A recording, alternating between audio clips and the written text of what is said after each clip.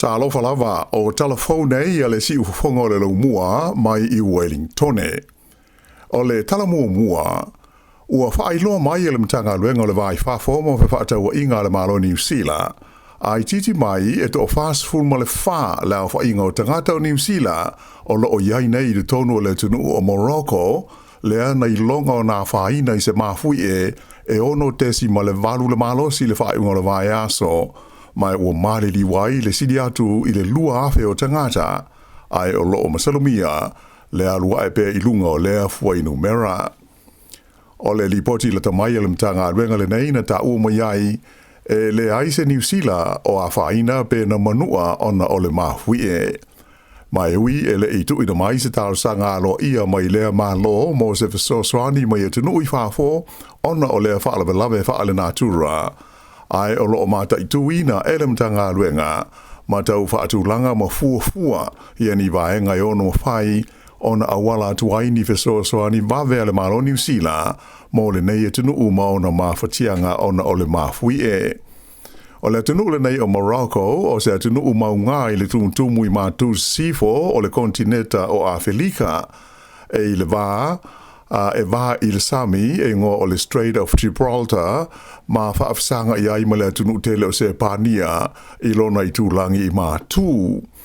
O le teimi nei o a whautua ina le mtanga luenga le vai whafo I New Zealand umai le tono Morocco ina ia whaafsota I la tau I numera ma awala o vesota inga tele vavave mo se veso swani pe a mo o mia. O lo whape fo I ona tau mawhai I tangata Morocco I le tono New Zealand nei e tau whaafsota I atu I o lātou a inga, I le tonu le tinu, ai mai se o vaenga tonu ia nā whaina I le mafui Ua whaamatalina mai le mtanga ruenga le loto I whale le malo Morocco, le mafui le nei, e whapea o se mafui au pito I malosi, wa a fia airo lātou o tinu, I le tonu le se lau luas hurutu sanga ua tua na ia tu nei. Tele a ai mataulanga ua nuti palaina I lalo whale, ma ua whano ai le soifua o tangata to tele. Ai o le tele fo I nuu mai tu malo I tua, ua motu si ai awala, a toa maisi tu langa vesota inga masani, ai maise whaalenga ina le swa mai tau mawha, a toa male ele tise. Ua whailo mai whala wai tele le taita ai o le partia le Labour, le li pālemia ia Chris Hipkins, ia le lisio ni fololanga lana vaenga wha upwhai, mo le fi nawina ai o le pālota tele le maasina fau. O le nei lisi o whaalia whapea o vaenga nisi ia o vaenga o le ave I ai le whaamua a le Labour e whaatino I le taimi o le atu lai mai ai le whainga malo fau e taita ia Chris Hipkins. O le lisi la Hipkins ma le Labour e iwa le au whaio ni fololanga o loo au fi ai. E whaatusa lea I le lisi a le National, lea sa whailo mai le vai aso taluai, e valu la whaio fololanga o loo au fi ai. O le lisi a Chris Hipkins o loo au fi ai, ia le tele o polisi ma whainga whaavai au tū a le Labour, e au fi ai le fisosani mo tamaiti, o le vainga ma le tonga fitia fua o nifo tangata e o le tolu sefuru sanga le mātutua, ma le abese leo le la fonga o le GST, mai le tau o fuala au aina, ma fuala au fai kuka. O leisi tu o le pepa le nei o fololanga le Labour, o lo lomi aini au nanga lau tele se ono ale malo, lea ua whaalia le Labour, o le atau fia ma so loia e le to e whaia ele National, pe a whai, e tūla I mai la tau I le taita inga o le malo le tino ina ia mawai le tupe whaatupe ai la fonga ia o le a la tau tau fia ma ave sea. I le whailoi na mai le nei lisi o fololanga le Labour na ta uma ia Chris Hipkins I se whaatasinga I le pito nu o South New Brighton ana nafi I kalai estete. O lea whaatoa amata o na whailo mai ia fuafuanga au tu o le Labour. Ma sa ia whaataro sanga ina I le lango sua le mamaro le tino ina ia mawhai o na toi tūla I mai le whainga malo le Labour e whaawawa na ngā luenga I le sa ilia o se fofo le taunga tau le soifuanga ma sanga wha malo sia le ta mau a inga o New Zealand. E te ena e kompani o lo whea ngai ma le ngā luenga o pito I te le o wala whea la o inga I le tono le tu malo Lower Heart, e le sao ni whaapunga whapea O le tau fau le ua fuafua ina ai le nei ati na e sili atu ma le tasi le piliona tā la. O le ngā ruenga po le ati na le nei whaingoa ina o le River Link, ua uma ona whailo mailo na tau, e sili atu i le fitu se lau miliona tā la, e au fi ai i le si itia ese mai leo le no fuanga e tau nuu ma whaatali ai trains i Melling, whapema le fausio se ala lau papa fau, e fe so tai ai le o le tele nume le lua, ma le ai o Lower Heart, ato ai ma le wha le leia o ala mai ma pā pui pui o le vaitafe le te aua Kairangi River. O le company le Fletcher ma le vaenga o insinia le AECOM, o lo ngā lue nei whaatasi i le ati na ele nei,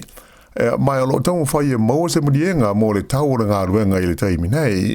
o na o tele whai tionga i le tuai, ma le wha le tono nisi vaenga o le nei ati nae. Tele vaenga i o lo si sila to toa i company o lo a fia, e au fia i le wha atulanga ina lea o wha atangana wha le tula fono, ma le tele o le ngā ruenga o le amanomia, ina ia maua i se tau sao ma tāla whengai, e wha atino ina i le ngā ruenga mai le amtanga, e o i le wha i unga.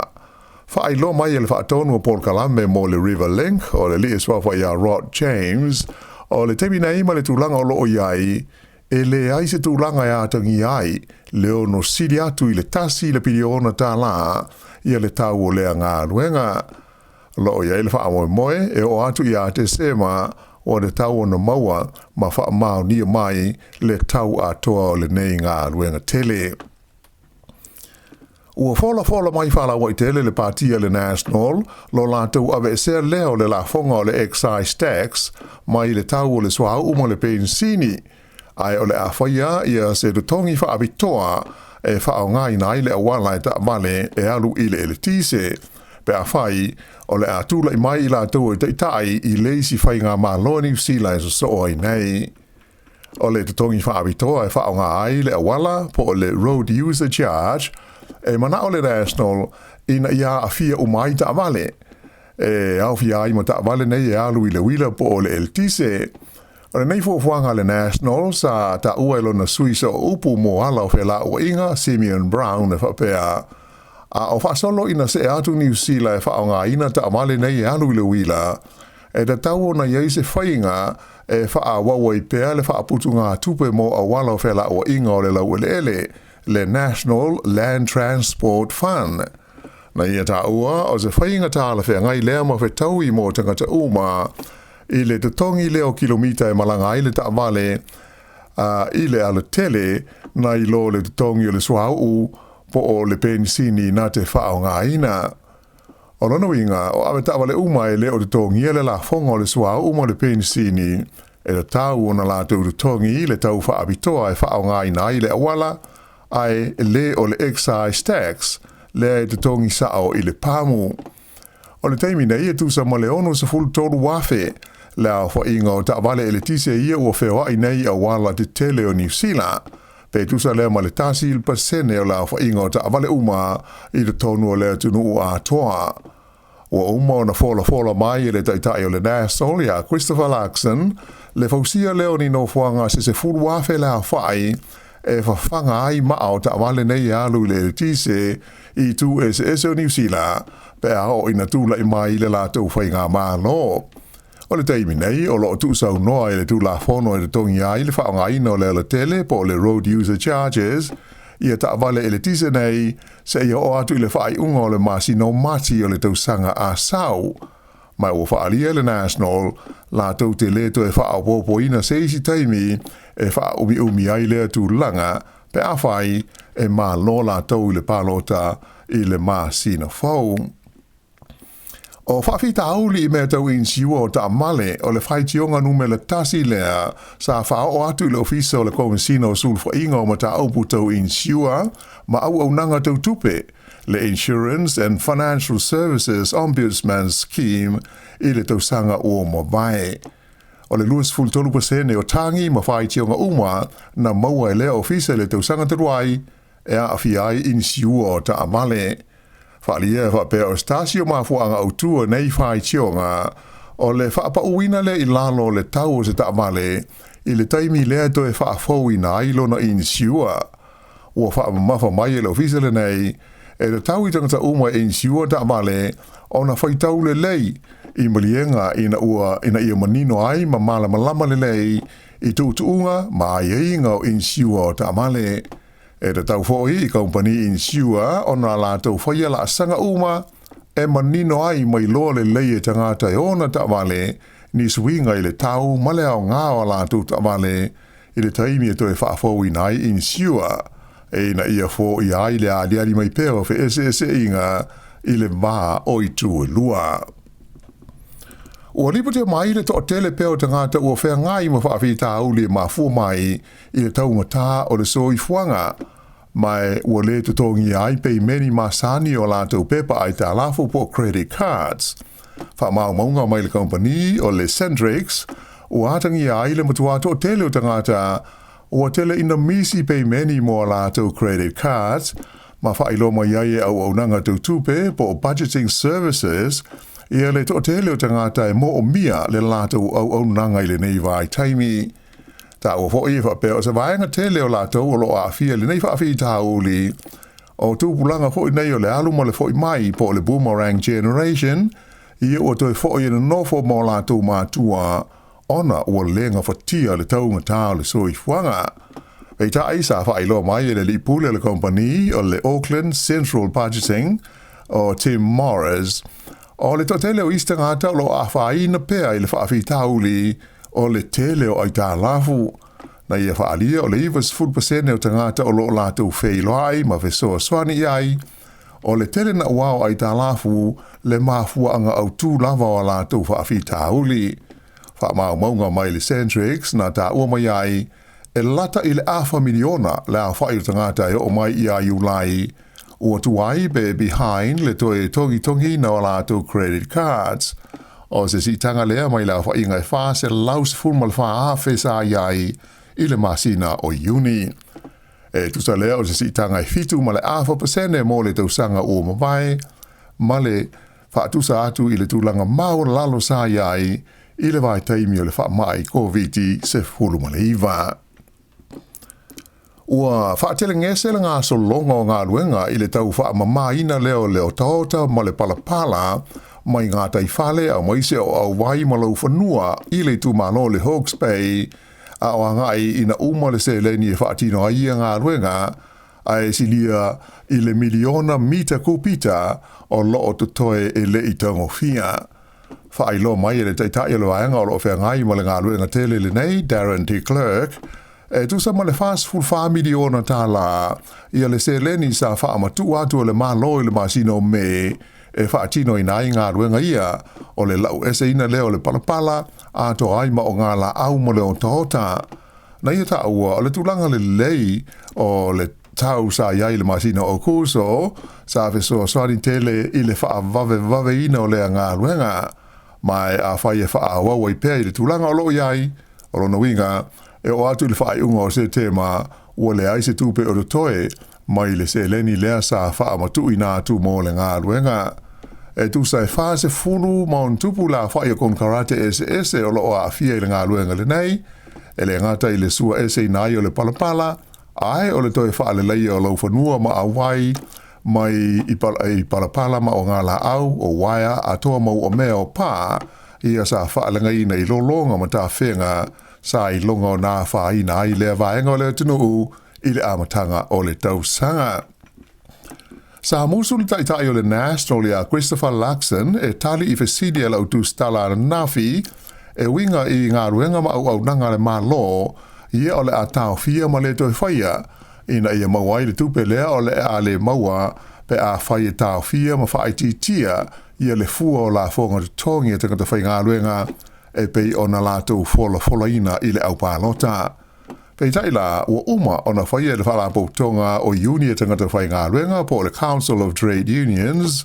ia se fua ma se ata whaataatia o leo fuanga ma uailo ai o le vai ngā tupe leo o fola le National o le alātou tau fia ma le toe whaaua wina e au fia I ngā ruenga I le tonu o whaamasnonga whaapea le whainga o tūsi lau o le pulenga o ngā luenga I taimi e whalavlau whaafosei, ato ai fo I ngā luenga sa eli ma le whaasauina o le soifua o tangata. O le fuafuanga le national le whaititi le fua o la whonga tongi e tangata whai ngā ruenga e mana o miai se vai ngā tupe e tu sa mo le 5 se lauiwa se fulfa miliona tāla e wha tupe ai. Mai o le se le ni e mauti noa o le awa vai e se lea mai I tupe whaanganga mō ngā ruenga ma au nanga lau tele o loo iai nei a le mālo. O le ua umona whailo mai le national la tau te le whaititia I tupe whaalu mō le soifua māloloina ma onga. Ai o isi au nanga uma e ma whai o na whaititia ma tau fia ia vai ngā tupe whaanga ioi ma whaatino inai. O le 5 se lau iwas fulfa miliona tā la e pei o na whailo mai le national e tusa lea ma le ono tesi ma le 5% o le a whaititia ai ia tupe whaalu mō ngā luenga whai masani a le mālo. E tō tele mātua a toa ma whaia onga whapea fo I muta maiti a onga sa awai I se te sa whaielas freile taruai e whawhane o le whale o lo le food store I le ai o Hastings e whaasanga le I le fuafuanga I te tala ai ia se whale o lo fau e whaatawai mea ula le vaping ai e le ma mau ma se a onga I lea vaenga o le tū mā lo le Hawke's Bay. Ma hua lea te o na ua maua li poti e whapea, ua pāsia le mtanga luenga le soifua mā loina le te talaina leo se whalo loa whaapitoa mō le vaping. O le meo le Specialist Vape Retailer, SVR, pe tusa ma le whāse furumita le vā mai lea onga a le Raurika School I Hastings. O le manatu o le pule onga ia Greg Reisman, ai whapea hoi mātua ma sui filifilia o Hastings ma le Hawke's Bay, o le tūlata o le neifale loa I le aonga, o se tūlanga I mauti noa le lama tia hai o le soifua le lei o alo ma whanau a onga, ia mai te lela o fo I la whaina ai o le soifuanga masani o le I tū o le tunu. Whaadia mai e le li intia e ona le whalo loa le nei, e ngo ia Karanvia Singh, e toi lua vai aso ona ta tala leo lo na whale nei mō le vaping, se ia wanga nā, e ma whai e tangata o lo te ona toi whaola na tupe whase furuafe tā la o aruai I le fausia o le vaianga mana o mia, mō le whaatawina atuai o loa nei o le vaping. I tā longa, ki kiti whaale wāo mālo, ua mālo enge lani lo na nua o tā longa te tasi le aso po le one day I le vāma le Black Caps a New Zealand, le o loo iei nei I Peletania. Nei ta alonga I Southampton na po, na tuwai o na amata o na o le timu, mai na te tā mua enge lani maua o la tau ai se lau fitus frulima mo pe e valu. Na tuli e New Zealand, na pepe uma ai na o se lau wha fitu o la tau ai na maua, ma anu malo ai enge lani ai e fitus fruiva. O le series le nei le vāo au e lua e wha lea whai o tā alonga. Tālonga mōmua na mā lo ai New Zealand, a o le la ua tutusa nei ua taitasi mā lo. Tālonga lona tolu, e whaia lei le pō le solulu I le Oval. I whai pelenga, whaia ina le New Zealand o Israel a Adesanya I le puipuinga o le fusi saia o mia I le panga o le middleweight, I le la fusuanga ma le li Amerika o Sean Strickland I le pō le stonai, I le tawanga o le UFC 293, I le ai o Sydney I Australia. Whaarua le nei o na whaia ina le Nigeria le nei o Adesanya le ua whaamautu I New Zealand. I le fusi le nei o le middleweight, I le tono le se fulu masina ua tua nai. Teimi mua sa mawhai o na ia toi whaua mai le fusi le nei mai le li o Alex Pereira. E mai to tele na manatu I le tau na whaingo fie. Ia lo na malo ia Strickland, o na o le ali e numera 5 I le whaasolonga o le aupanga le nei o le middleweight, ia e beitai na whaia inai ai. O le alo Sāmoa ia Carlos Ulberg, sa ta alo ai lea po I Sydney, na manu malo I le li mai ko lea na o la ua whai pele ai, I le panga o le light heavyweight. O lo na 5 ai le nei o malo so o Ulberg, ta alo le lua sanga umawai, lea na whaia inai le na urua I ta longa I le taimu sanga le nei le UFC. Ea o le whai unga le nā o Tala Fou.